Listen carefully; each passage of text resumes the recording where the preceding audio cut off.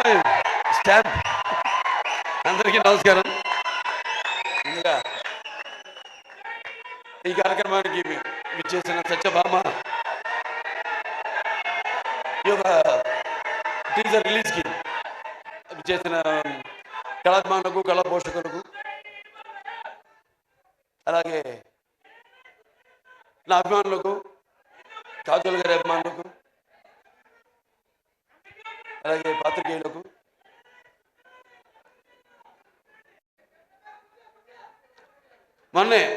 మొన్నటితో election canvassing అయిపోయింది. వచ్చా shooting మొదలు పెట్టేద్దామన్న మంచి ఊపిలో వచ్చాను. ఇప్పటిదాకా షూటింగ్ మొదలు పెట్టలేదు.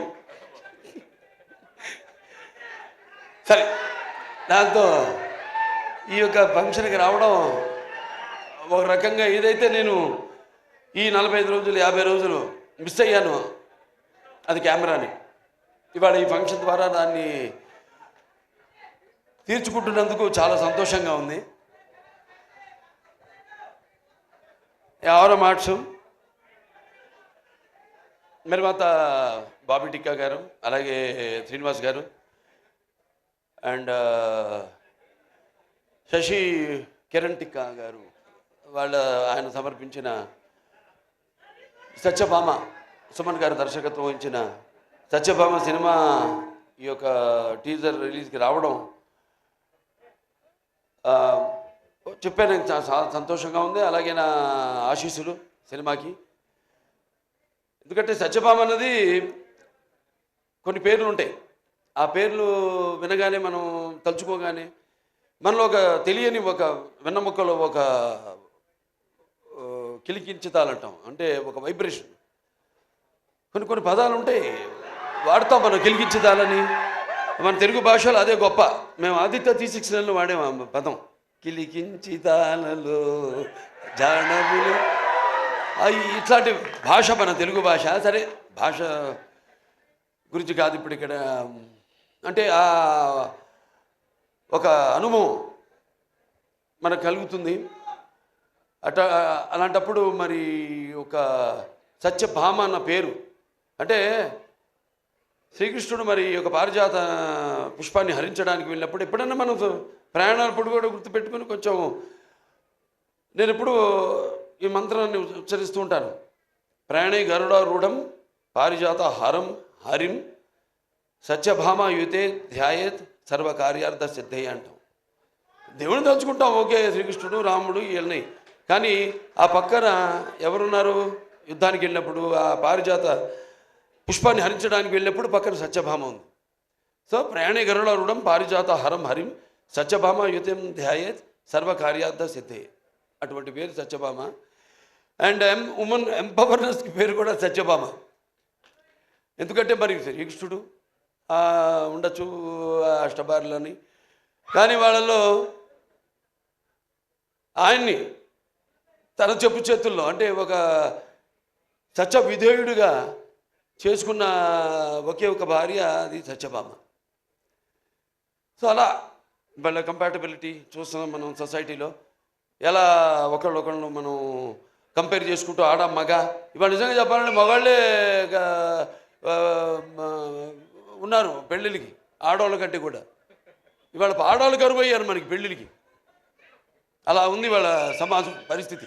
అంటే ఇక్కడ తప్పు పట్టడం కాదు, ఇది ఇప్పుడు వచ్చిన ఈ యొక్క దైనందిన కార్యకలాపాల్లో పడిపోయి ఎలాగైతే మనిషి ఈ అన్న వస్త్రాలు అనే అవసరాలతో పాటు సినిమాను కూడా ఎంచుకున్నాడో, అలాగే వాళ్ళ జీవితాలు కూడా మరి ఎలా వాళ్ళ కాళ్ళ మీద నిలబడాలి అన్నది దాంట్లో వాళ్ళు కూడా సతమతం అవుతూ ఆ దీర్ఘ వ్యధలో వాళ్ళు కూడా ఇవాళ ఇండిపెండెంట్, అంటే వాళ్ళ నిర్ణయాలు వాళ్ళు తీసుకునే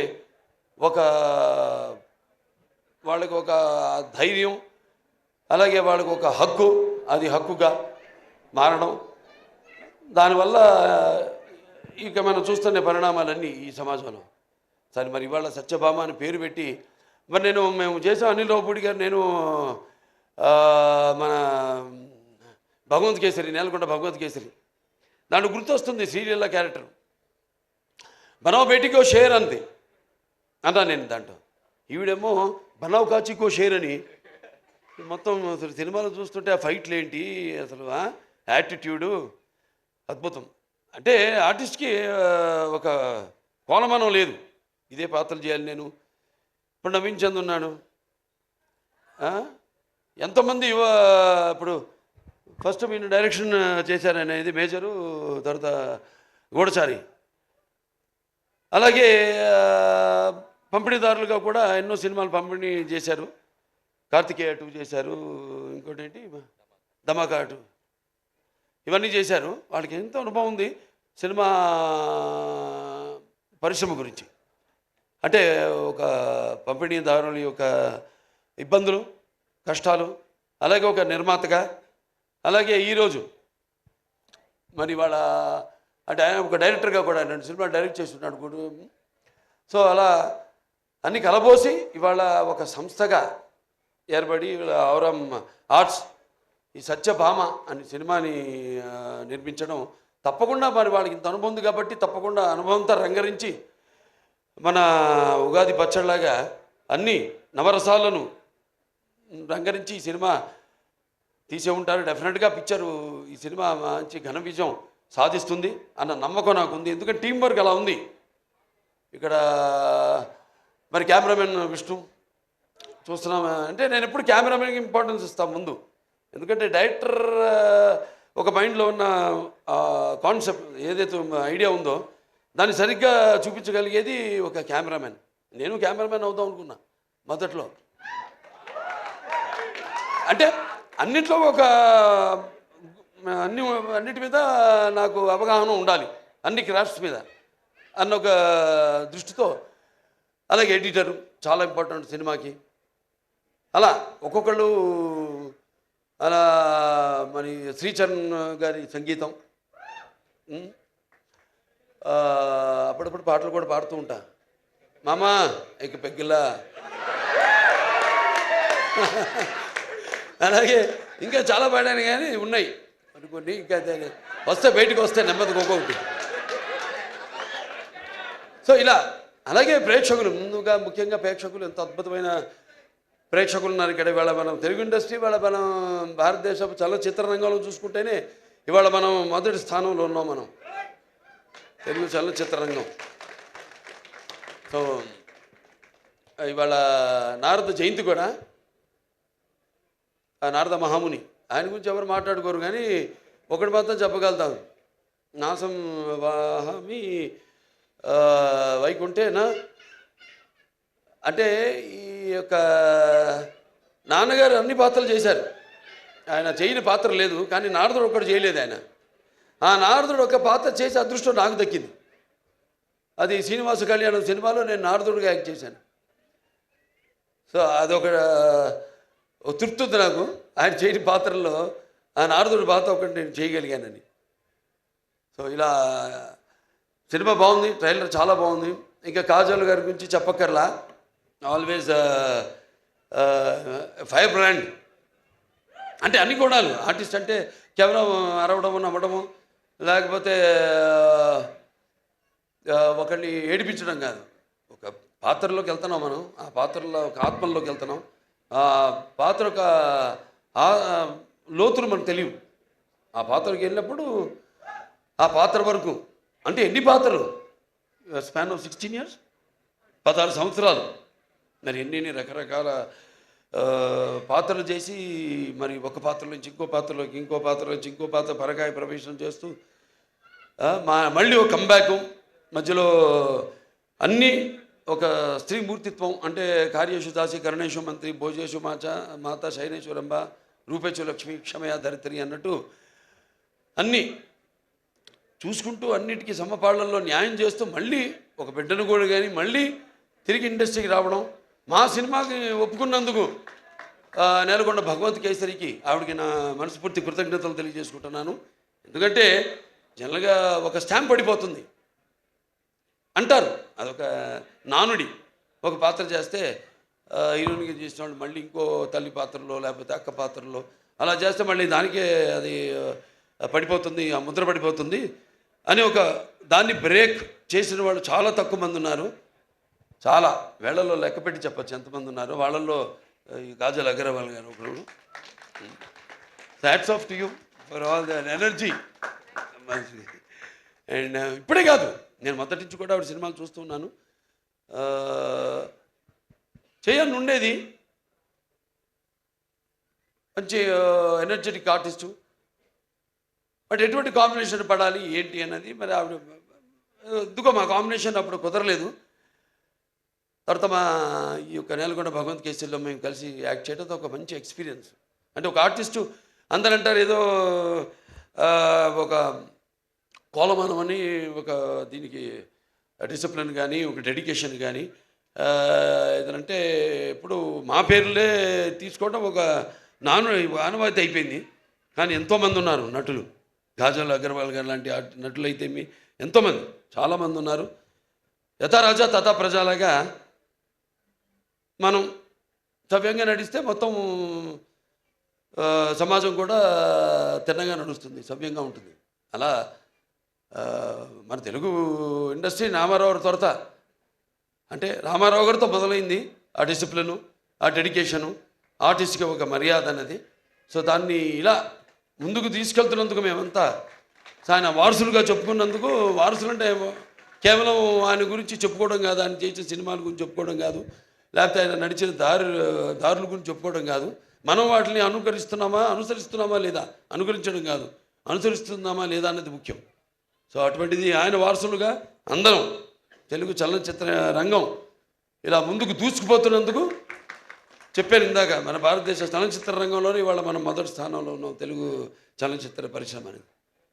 సో ఇటువంటి ఇంకా మంచి మంచి సినిమాలు రావాలి. ఎందుకంటే ఆర్టిస్టులు ఎన్నో కోణాలు ఉంటాయి, ఎన్నో కోణాలు. ఇప్పుడు నాకు చేయాలని ఉంటాయి ఎన్నో పాత్రలు.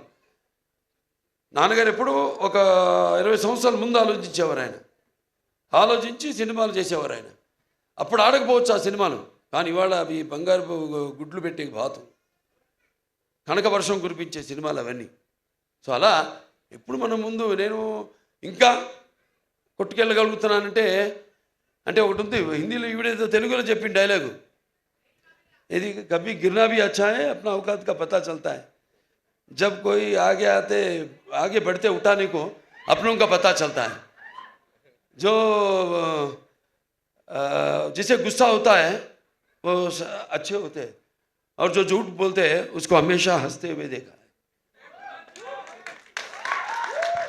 అలా సమాజం అటువంటిది. సరే మన సినిమాలు మనం కొట్టుకెళ్ళడం, ఇంకా మంచి మంచి సినిమాలు ఇవ్వడం, ఇటువంటి మీలాంటి ప్రేక్షక దేవుళ్ళు ఉండగా బ్రహ్మాండంగా ఇటువంటి ఒక్కొక్క సినిమా విజయానికి వెన్ను తట్టుతూ మళ్ళీ ఇంకా ముందు ఇటువంటి మంచి సినిమాలు ఇవ్వండి అని ప్రోత్సహిస్తున్న మన తెలుగు ప్రేక్షకులకు ఒక ప్రత్యేకత. ఇవాళ ఆ ప్రత్యేకత తెలుగు ప్రేక్షకులే కాదు, యావత్ భారతదేశమే తల వంచింది మన చలనచిత్ర పరిశ్రమకు, మనం ఇచ్చే సినిమాలకి, మనం ఇచ్చే సందేశాలకి. సో మరొకసారి ఈ యొక్క హారర్ మార్ట్స్ నిర్మాతలు మన బాబీ టిక్కా గారికి, అలాగే శ్రీనివాస్ గారికి, అలాగే శశికిరణ్ టిక్కా గారికి, అందరికీ మొత్తం యూనిట్ సభ్యులందరూ కూడా నా అభినందన తెలియజేసుకుంటున్నాను. సినిమా రేపు చూస్తారు మీరు తప్పకుండా. నేను చెప్పాను అంత పంపిణీదారులుగా, నిర్మాతలుగా, ఒక దర్శకుడిగా ఆయన కానీ ఇవన్నీ కలబోసి రంగరించి ఈ సినిమాని మీకు ఇస్తున్నారు. తప్పకుండా డెఫినెట్గా బాగుంటుంది ఈ సినిమా. జూన్ 7న విడుదలవుతుంది ఈ సినిమా. చూడండి, అందరూ చూడండి తప్పకుండా. అండ్ మా కాజల్ ఉంది సినిమాలో కాజల్ అగర్వాల్. సో ఆ డెడికేషన్ అన్నీ మొత్తం అసలు అంటే ముందు వచ్చే తరానికి ఒక ఆదర్శం. సో అందరూ కూడా తప్పకుండా భగవంత్ కేసరి సినిమాలో ఏ కాజల్ని అయితే అగర్వాల్ గారిని అయితే మీరు చూశారో, ఇప్పుడు దీంట్లో మనం చూస్తున్నది టోటల్గా అసలు ఆవిడేనా అన్నట్టుగా ఉంది. సో డెఫినెట్గా ఇవన్నీ యాడ్ అయ్యి ప్లస్ అయ్యి అన్నీ అందరూ మొత్తం సాంకేతిక నిపుణులు అందరూ కూడా వాళ్ళ పనితనం కనిపిస్తుంది అక్కడ. ఒక సంగీత దర్శకుడు అయితేనేమి, ఒక సాహితీ రచయిత అయితేనేమి, లేకపోతే పాడిన వారు అయితేనేమి, వాళ్ళ గొంతును అలాగే అందరూ కెమెరామెన్ అయితేనేమి, ప్రతి ఒక్కరు వాళ్ళ పనితనం కనిపిస్తుంది. ఈ సినిమా తప్పకుండా విజయవంతం కావాలి, అవుతుంది. సో మరొకసారి నన్ను ఈ సినిమాకి ఈ ట్రైలర్ రిలీజ్కి ముఖ్య అతిథిగా రామినీల్ లవపూడి గారితో పాటు కలిపి పిలిచినందుకు నా కృతజ్ఞతలు తెలియజేసుకుంటున్నాను. ముఖ్యంగా అందరికీ, నా అభిమానులకి, కాజల్ అగర్వాల్ గారి అభిమానులకి అందరికీ, పాత్రికేయులకి అందరికీ కూడా నా కృతజ్ఞతలు తెలియజేసుకుంటూ నేను సెలవు తీసుకుంటున్నాను.